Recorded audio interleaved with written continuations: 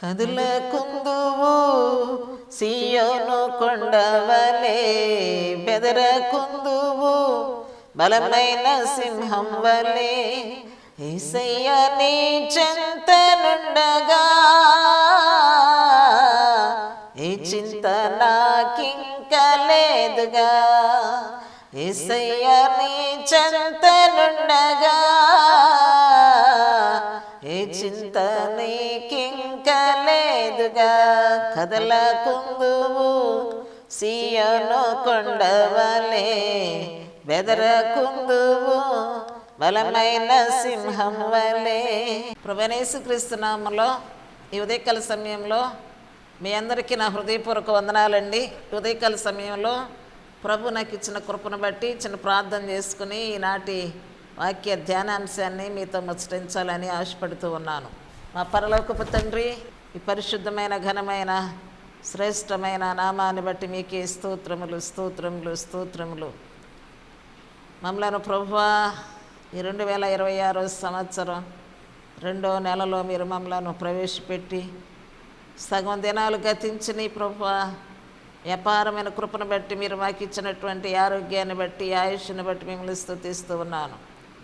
ఉదయకాల ధ్యానాంశాన్ని దీవించండి. వింటూ ఉన్న మా సహోదరులందరినీ మీరు దీవించి వాక్యమునొక్కింత మనస్సు ఇచ్చి నీ మాటలు విని మేలు పొందినట్లుగా, విని విశ్వసించినట్లుగా సహాయము దయచేయమని ఈ దీవెనలు యేసునామములో అడిగి వేడుకొనుచున్నాము తండ్రి, ఆమేన్. ఈనాటి ధ్యానాంశం అండి దేవునితో అతిశయించుట. మరి ఇంకా దేనిని బట్టి కూడా అతిశయింపకూడదు అనేటువంటి విషయాన్ని మనం ధ్యానం చేసుకుందామండి. ఇర్మీయా గ్రంథము 9వ అధ్యాయము 23వ వచనం. జ్ఞాని తన జ్ఞానమును బట్టి, శూరుడు తన శౌర్యమును బట్టి అతిశయింపకూడదు. ఐశ్వర్యవంతుడు తన ఐశ్వర్యమును బట్టి అతిశయింపకూడదు. అతిశయించువాడు దేనిని బట్టి అతిశయింపవలెననగా, అతిశయించువాడు దేనిని బట్టి అతిశయింపవలెననగా 24వ వచనంలో, భూమి మీద కృప చూపుచు నీతి న్యాయములు జరిగించుచున్న యెహోవాను నేనే అని గ్రహించి నన్ను పరిశీలనగా తెలుసుకొనుటను బట్టియే అతిశయింపవలెను. అట్టి వాటిలో నేను ఆనందించువాడనని యెహోవా సెలవిచ్చుచున్నాడు. ఆయనే డైరెక్ట్గా మాట్లాడుతూ ఉన్నటువంటి మాట అన్నమాట ఇది. జ్ఞాని తన జ్ఞానమును బట్టి అతిశయింపకూడదు. ఒక జ్ఞానవంతుడు ఉన్నాడంటే ఆ వ్యక్తిని నిర్మాణించిన నిర్మాణికుడు ఒకడు ఉన్నాడు. ప్రతి మానవునికి సృష్టికర్త మన తండ్రి అయిన దేవుడు. ఆ జ్ఞానం ఎవరిచ్చారు అంటే దేవుడిచ్చిన జ్ఞానం. కాబట్టి శౌర్యమును బట్టి కానీ తన శూరత్వాన్ని బట్టి కానీ అతిశయింపకూడదు. ఒకవేళ ఐశ్వర్యం ఉన్నా తన ఐశ్వర్యాన్ని బట్టి కూడా అతిశయింపకూడదు. ఒకవేళ అతిశయింపవలసి వస్తే దేనిని బట్టి అతిశయింపవలెననగా, భూమి మీద కృప చూపుచు నీతి న్యాయములు జరిగించుచున్న యెహోవాను నేనే అని గ్రహించి నన్ను పరిశీలనగా తెలుసుకోవాలి. నా గుణాలను నన్ను పరిశీలనగా తెలుసుకోవాలి. భూమి మీద కృప చూపుచు నీతి న్యాయములు జరిగించేది నేనే. కాబట్టి నీ నీతి కంటే నా నీతి గొప్పది, మీ జ్ఞానము కంటే నా జ్ఞానము గొప్పది, మీ యొక్క శౌర్యము కంటే మీ యొక్క ఐశ్వర్యము కంటే నా దగ్గర ఉన్నటువంటి ఐశ్వర్యము కానీ సమస్తము కూడా గొప్పవి. మీ పట్ల మీరు భూమి మీద ఉండగానే కృప చూపుచు మీకు జ్ఞానమును ఐశ్వర్యమును మీకు సమస్తమును నేను ఇస్తూ ఉన్నాను కనుక నేను ఎవరినో మీరు పరిశీలనగా తెలుసుకొని అతిశయించండి. నేనే యెహోవానని తెలుసుకొని నన్ను బట్టి అతిశయించండి. ఈ లోకంలో ఒక జ్ఞానమే కాదు, రకరకాల జ్ఞానాలు ఉన్నాయి. మనుషులు ఏర్పాటు చేసుకున్న జ్ఞానాలు. దేవుడిచ్చిన జ్ఞానం ఒకటైతే మనుషులు రకరకాల జ్ఞానాలను ఏర్పాటు చేసుకున్నారు. లోక జ్ఞానంలో ఒక రకాన్ని మనం చూద్దాం. సామెతల గ్రంథము 15వ అధ్యాయం 33వ వచనములో, యెహోవా యందు భయభక్తులు కలిగి ఉండుట జ్ఞానాభ్యాసమునకు సాధనము.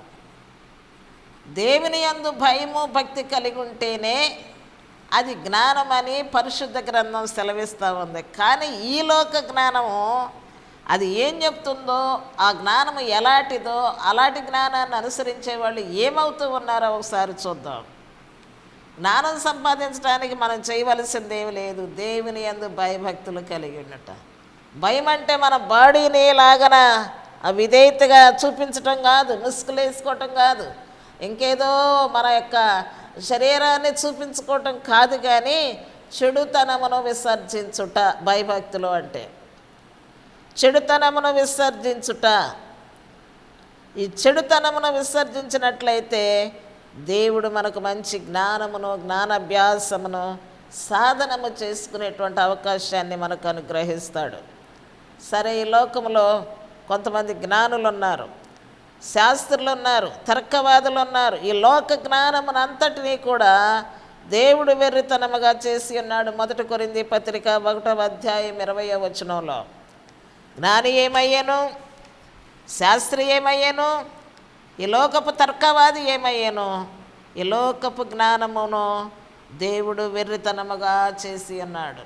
ఎంత జ్ఞానైనా నీ జ్ఞానముతో దేవుని నువ్వు యాడ్ చేసుకోకపోతే, దేవునితో నువ్వు ఏకం అవ్వకపోతే నీ జ్ఞానమంతా కూడా వెర్రితనం అంట. అంత మాత్రమే కాకుండా లోకంలో మనం చాలామందిని చూస్తూ ఉంటాం, లౌకిక జ్ఞానం అది సమయోచితంగా ఉపయోగిస్తూ ఉంటారు. 1 కొరింథీ పత్రిక 2వ అధ్యాయం 12వ వచనంలో దేవుని ఆత్మకు కాక మరి ఎవరికి తెలియబడవు, దేవుని వలన మనకు దయచేయబడిన వాటిని తెలుసుకొనుటకై మనము లౌకికాత్మను పొందలేదు. క్రైస్తవులమైనటువంటి మనతో మాట్లాడుతున్నటువంటి మాట, క్రైస్తవులకు లౌకిక జ్ఞానం ఉండకూడదు. దేవుని యొక్క ఆత్మను, దేవుని యొక్క జ్ఞానమును మనము సంపాదించుకోవాలి. దేవుని సంగతులు లోకములో మనుషులు ఎవరికి సరిగా అర్థము కాక ఈనాటికి కూడా యేసుక్రీస్తును దూషించేవారు, అవమానించేవారు, రకరకాలుగా నిందలతో కూర్చి మాట్లాడేటువంటి వారు ఇంకా పెరిగిపోతూనే ఉన్నారు. కారణం ఏంటంటే ఆయన ఎవరో వారికి తెలియదు. ఆయన శిలువ మీద పలికింది కూడా అదే, నేను క్రీస్తునని, అభిషిక్తుడనని, పాపులను రక్షించడానికి ఈ లోకానికి వచ్చాననే విషయం వారికి తెలిస్తే నన్ను సిలువ వేసి ఉండేవారు కాదు. వారికి తెలియకే నన్ను సిలువ వేస్తున్నారు. కాబట్టి వారిని క్షమించు ప్రభు అని తన తండ్రికి ప్రార్థన చేసి ఉన్నాడు. అలాగే ఈ లోక జ్ఞానముతో కొట్టుమిట్టాడి ఉండే ప్రజలకు కానీ, లౌకిక జ్ఞానమును ఆసరా చేసుకుని ప్రశాంతంగా బ్రతికే వాళ్ళకు కానీ దేవుని సంగతులు అర్థము కావంట. దేవుని సంగతులు అర్థము కాకపోయిగా అపార్థం చేసుకొని అనేక రకాల వ్యాఖ్యానాలు. దేవుని సంగతులు అర్థం చేసుకోవాలంటే దేవుని దగ్గరికి రావాలి, దేవుని ఆత్మను పొందుకోవాలి.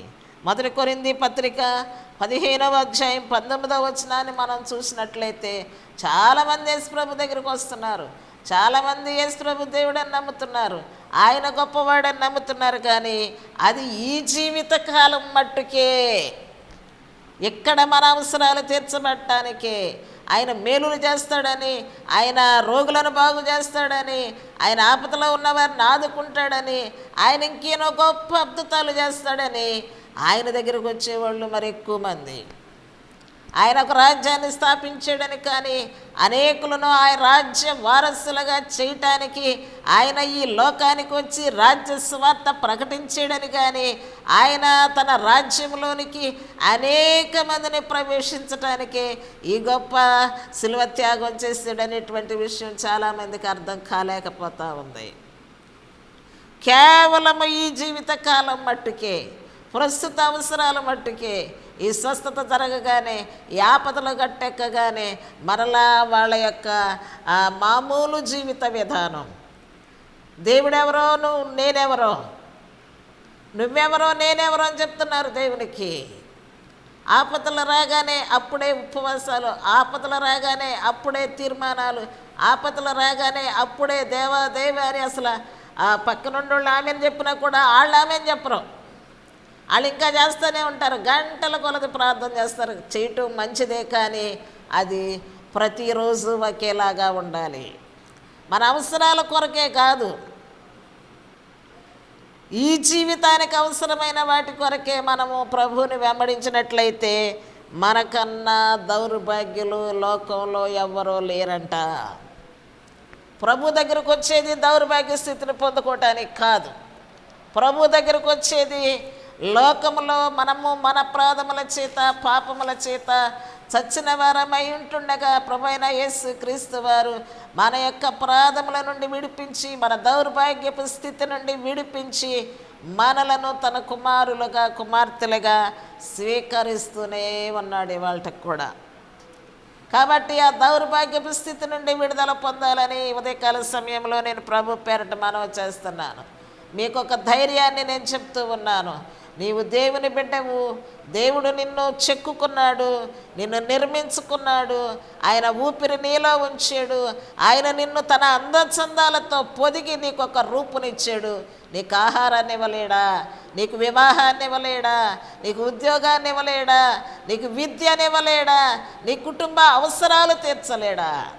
నీ విశ్వాసమును కాపాడుకో, నీ విశ్వాసమును అభివృద్ధి చేసుకో.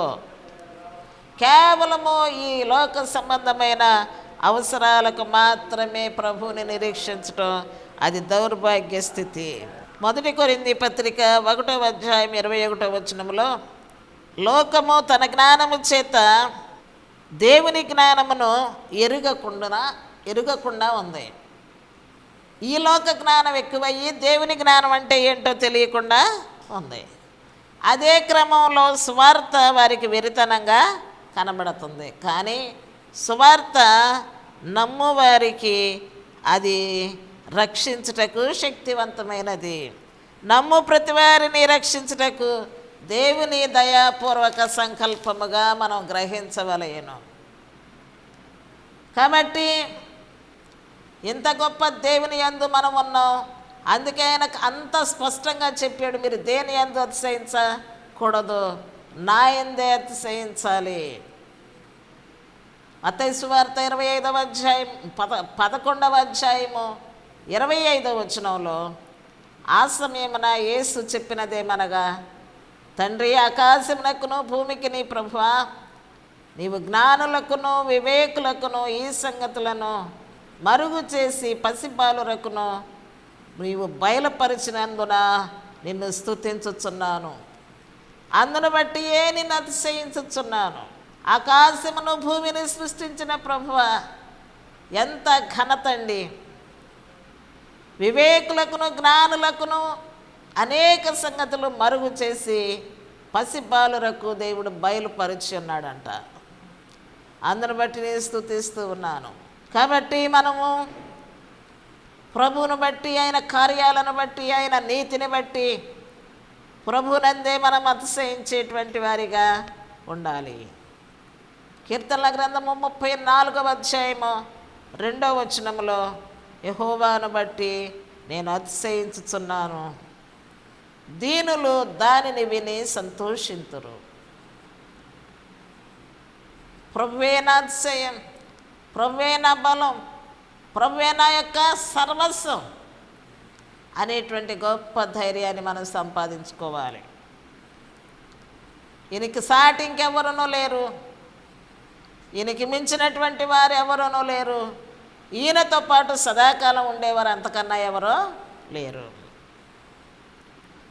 కీర్తనల గ్రంథము 44:8వ వచనంలో కూడా భక్తుడంటూ ఉన్నాడు, దినమెల్లా మేము అతిశయపడుచున్నాము, నీ నామమును బట్టి నిత్యము కృతజ్ఞతాస్తుతులు చెల్లిస్తూ ఉన్నాం. నీ చేతి పనిని బట్టి, నీ కార్యములను బట్టి, నువ్వు చేసిన అనేక గొప్ప సంగతులను బట్టి అనుదినము అతిశయిస్తూ ఉన్నాం. దినమెల్లా నిన్ను బట్టి అతిశయిస్తున్నాం. నిత్యము కూడా నీ కృతజ్ఞతాస్తుతులు చెల్లిస్తూ ఉన్నాము. 1 కొరింథీ పత్రిక 1వ అధ్యాయం 33వ వచనము, అక్కడ వ్రాయబడిన సంగతి ఏమనగా, అతిశయించువాడు ప్రభువునందే అతిశయించవలెను అని వ్రాయబడినది నెరవేరునట్లుగా దేవుని మూలముగా ఆయన మనకు జ్ఞానమును, నీతియు, పరిశుద్ధతను, విమోచనమును ఆయను.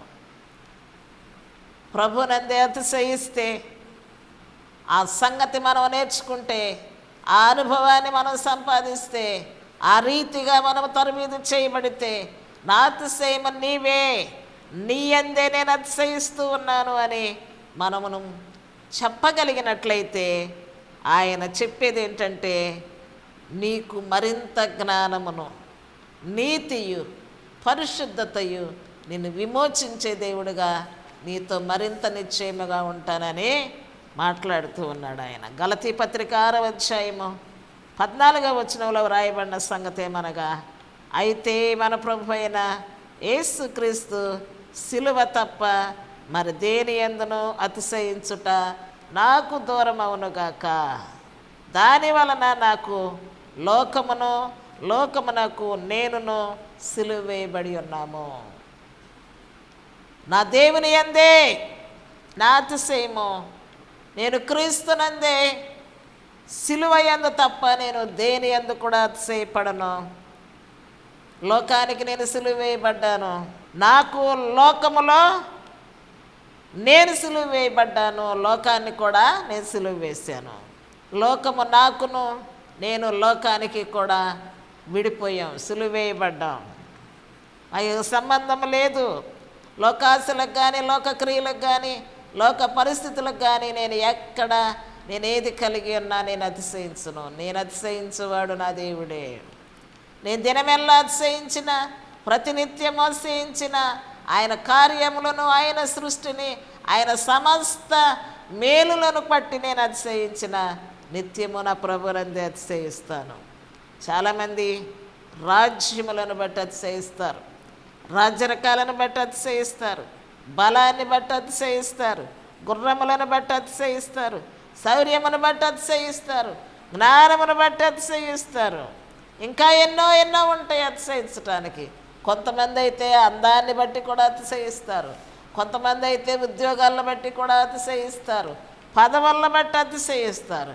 కానీ ఇవన్నీ కూడా నా ప్రభునందే నేను పొందుకొని ఉన్నాను అని నీ ప్రభునందే నువ్వు అతిశయించువానిగా మార్పు చెందాలి. క్రీస్తు యేసునందు ఆరాధించుటలో నా అతిశయము, పాట పాడుటలో నా అతిశయము, విశ్వాసం ఉంచుటలో నా అతిశయము. అపోస్తలుడైన పౌలు గారు అంటారు, ఫిలిప్పీయులకు రాసిన పత్రిక 3వ అధ్యాయం 7వ వచనంలో, నాకు లాభకరమైన వాటిని నేను క్రీస్తు నిమిత్తము నష్టముగా ఎంచుకొనుచున్నాను. ఎందుకంటే నా లాభాలన్నీ నాకెన్నా తగినవి కావు. నా ప్రభువే నా అతిశయం. నా ప్రభుతో నేను ఉంటే చాలు, నాతో నా ప్రభు ఉంటే చాలు. లాభకరమైనవన్నీ కూడా, ఏవేవి లాభకరమైనవో వాటన్నిటినీ కూడా నష్టముగా ఎంచుకున్నాడు. ఎందుకంటే నాకు పునరుద్ధానాన్ని కలుగ చేసిన వాని అందే నా అతిశయము. నేను మరలా ప్రభు యొక్క పునరుద్ధానమందు నేను కూడా పునరుద్ధానుడిగా లేపబడతాను. నాకు మరణము లేదు, నేను పునరుద్ధానుడనే, నేను లేపబడతాను. అందుకే నా అతిశయము. 4వ వచనాన్ని 11వ వచనాన్ని మనం చూసినట్లయితే 3:11, ఆయన శ్రమలలో పాలివాడొకట ఎట్టిదో ఎరుగు నిమిత్తము సమస్తమును నష్టముగా ఎంచుకొని సమస్తమును పెంటతో సమానముగా ఎంచుకొనుచున్నాను. తనకు తానే తీసుకున్న నిర్ణయాలు. ప్రభువే ఆయన బలము, ప్రభువే ఆయన బలహీనత కూడా. బలహీనతల్లో కూడా బలపరచువాడు నా ప్రభువే. మేము అనుదినం చనిపోతున్నాం అంటాడు. అనేక రకాల క్రైస్తవ జీవితంలో, సేవా జీవితంలో కపట సహోదరుల మధ్య కూడా దేవుని యందే అతిశయము. ఎప్పుడూ కూడా ఈ లోకంలో ఉన్న దేనిని బట్టి మనం అతిశయింపకూడదని మన ప్రభు చెప్పాడు. అదే ప్రకారం మనం నేర్చుకోవాలి. అది మనకు కష్టతరమైంది ఏం కాదు. మనకున్న సమస్తమును ప్రభు పాదముల దగ్గర పెట్టి, ప్రభువా ఈ సమస్తము నీదే, ఈ సమస్త సృష్టి నీదే, మేమందరము నీ వారమై ఉన్నాము, నీ యందే మేము అతిశయిస్తున్నాము అనేటువంటి ఆ యొక్క గొప్ప బలాన్ని మనం సంపాదించాలి. భక్తుడు చక్కని పాట పాడతాడు, స్తుతి పాడేదనే ప్రతిదినమో, స్తుతి పాడుటేనా అతిశయమో, స్తుతి పాడేదనే ప్రతిదినమో, స్తుతి పాడుటేనా అతిశయము, ఆరాధించేదా అరుణోదయమున, అమరుడ నిన్నే ఆశ తీరా, ఆరాధించేదా అరుణోదయమున, అమరుడ నిన్నే ఆశ తీరా, శ్రిత జన పాలక అందుకో నా స్తుతి మాలిక, ఆశ్రిత జన పాలక అందుకో నా స్తుతి మాలిక, ధవళ వర్ణుడ మనోహరుడ రత్నవర్ణుడ నా ప్రియుడా, స్తుతి పాడేదనే ప్రతిదినమో, స్తుతి పాడుటేనా అతిశయమో. ప్రార్థన చేసుకుందామండి. పిల్లలందరూ పరీక్షల కొరకు ఎదురు చూస్తూ ఉన్నారు. 10th class exams, intermediate exams, degree, ఇంకా ఆయా కోర్సుల్లో చదువుతున్న పిల్లలందరూ కూడా ఎంతో సిద్ధపడుతూ ఉన్నారు. వారికి మంచి ఆరోగ్యాలు, మరి పరీక్షలన్నీ కూడా వారు క్షేమంగా వ్రాయాలి, మంచి మార్కులు సంపాదించాలి. అంతకంటే ప్రాముఖ్యంగా ప్రభు యందు విశ్వాసం ఉంచి ముందు కొనసాగినట్లుగా వారందరి కొరకు ఉదయకాల సమయంలో ప్రార్థన చేసుకుందాం.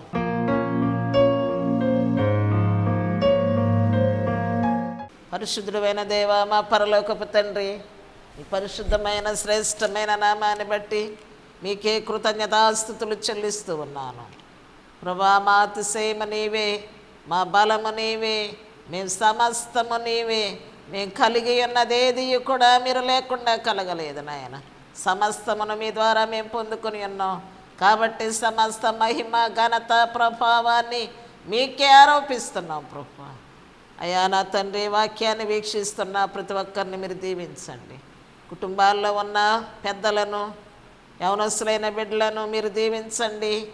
జ్ఞానవంతులుగా చేయండి, నీ యందు భయభక్తులు కలిగిన వారిగా చేయండి.